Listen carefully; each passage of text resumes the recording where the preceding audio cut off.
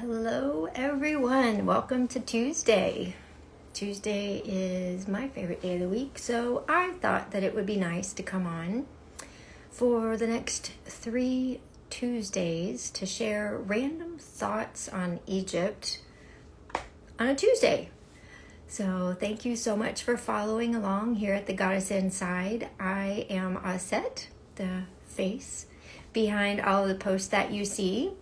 And I have been putting out some stories recently asking if anyone had any questions about Egypt. And I had one particular question that I found really fun and a little bit challenging. So I thought I would address that one today. So thank you for joining and then popping off. I don't usually do live, so this is really fun. The question was, let's see if I can remember how they worded it, was basically like if you travel to Egypt, what are all the things that you need to see if you're going to travel to Egypt?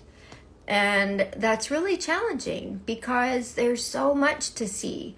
It just depends on the focus of your trip and how, so we're going to be real here. The focus of your trip, how long you want to be gone or that you can be gone, and your budget.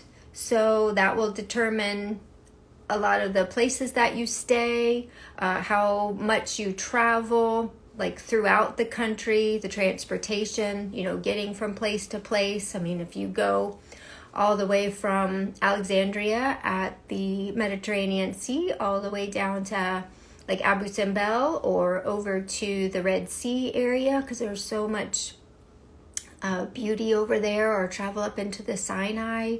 If you go out into the deserts of Siwa, there's a plethora of places to see.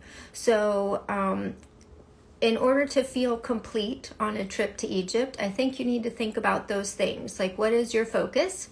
Do you want to go see the temples? Do you want to look at the history? Do you want to see museums? Do you want to experience the nature, the culture, the food? Oh my goodness. The food. I can't say enough about the food. Which brings me to another question that I get asked a lot. So think about those types of things. Do you want to, like for myself, I'm a photographer as well, so as leading the tours.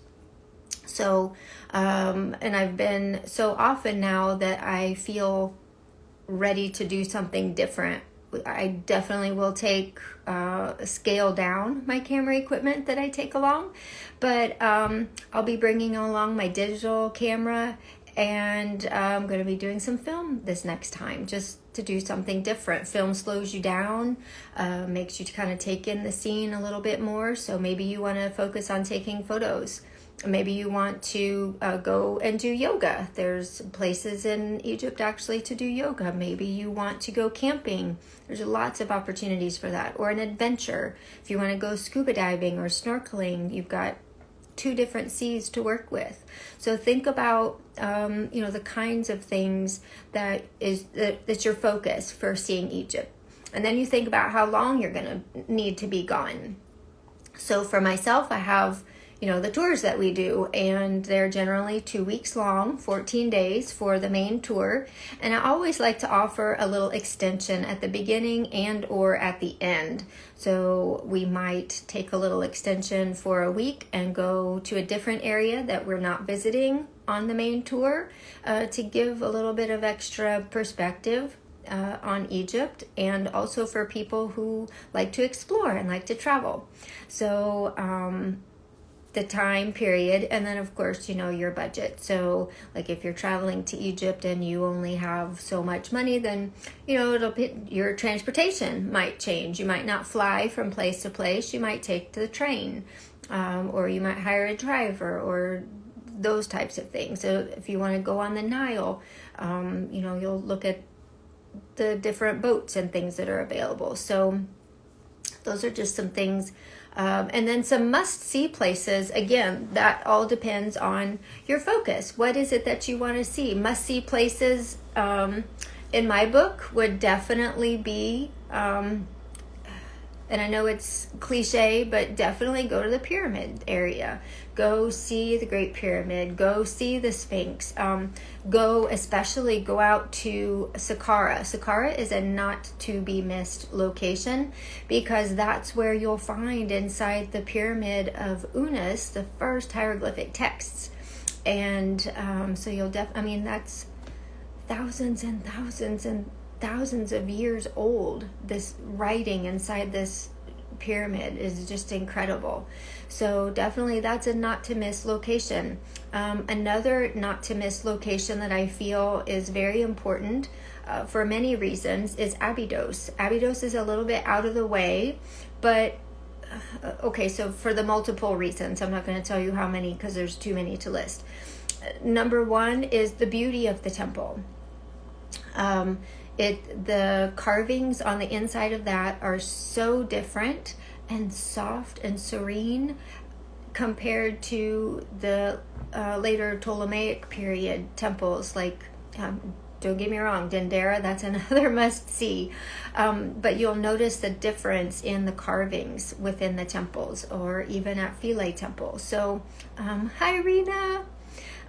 So Abydos and Dendera, those are two kind of, I feel, must-see things. As far as in Luxor, there's a lot to see also in Luxor. So if you only have a couple days, make sure that you go to Karnak.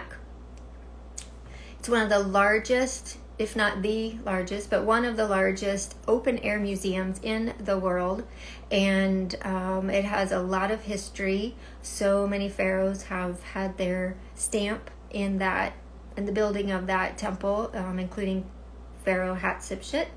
And so that's in Luxor. You don't want to miss that. If you get an opportunity to go to the Valley of the Kings, pay the extra ticket to go see the tomb of Seti I.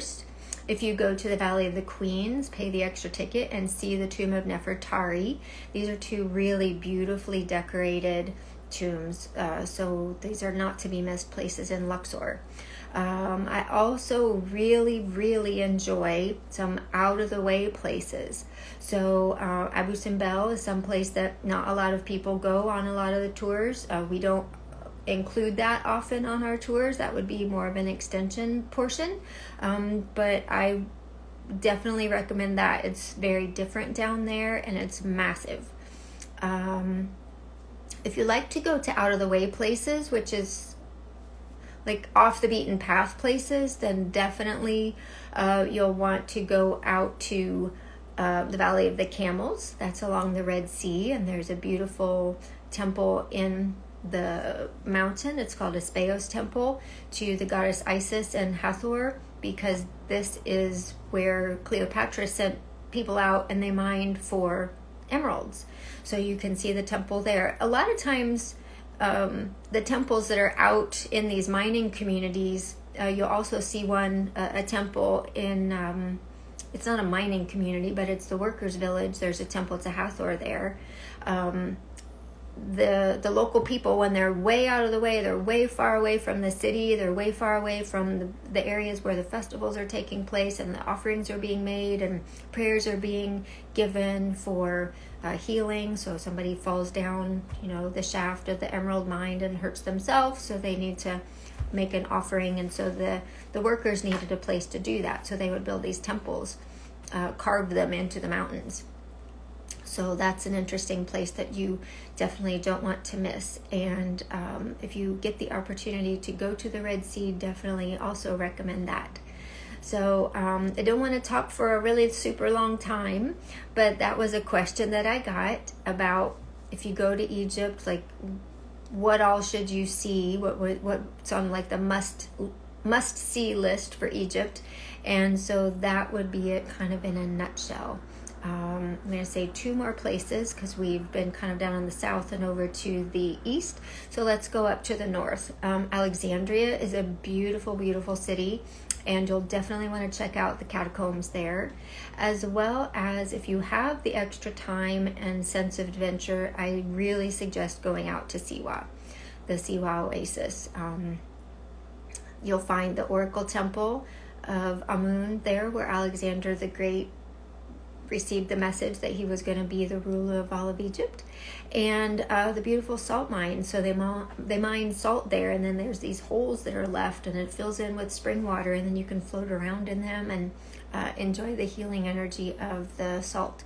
So from the top to bottom, these are some places that I like to see.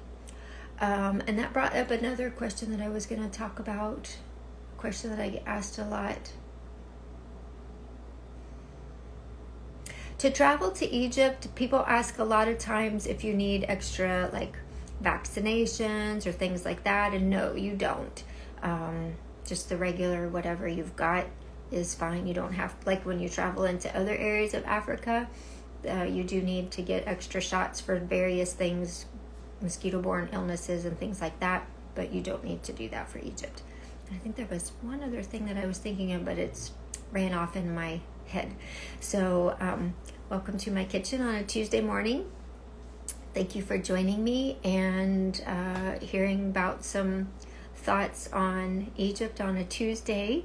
I'll be coming on live for the next 3 Tuesdays. So today's one, so it'll be 2 more Tuesdays at 9:30 a.m. Eastern time, and talk about random things in Egypt. So please feel free to send me a message, or I'll pop in some stories as we get closer, questions that you might have, and then I'll come on here and talk about it. So if you want to go see some of those places, also be sure to check out the link in my bio for a link to the trips. I go twice a year. I have one in the spring, and there's still space in that trip if you are like, I have to go now, and you want to come. So we're going in April, and also putting together one in the fall for November. So be sure to check all of that out, and I hope that, as always, you enjoy everything about today. And then this is the fun part, because I see where to end this live video. I think you just press the X, right? If you're still watching. Thank you for joining.